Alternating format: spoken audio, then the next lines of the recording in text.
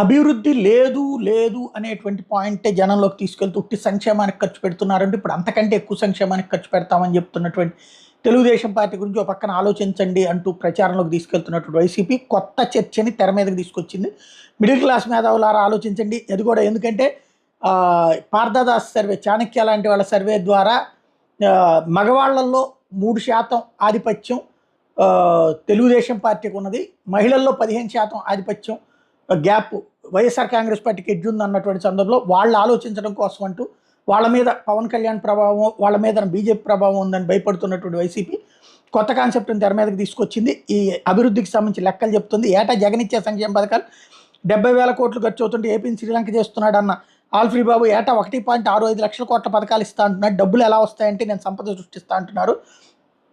బాబు 14 ఏళ్ల పాలనలో ఏటా రెవెన్యూ లోటు ఉంది. ఇది మొన్న జగన్మోహన్ రెడ్డి చెప్పినటువంటి లెక్కలు. బాబు పాలించి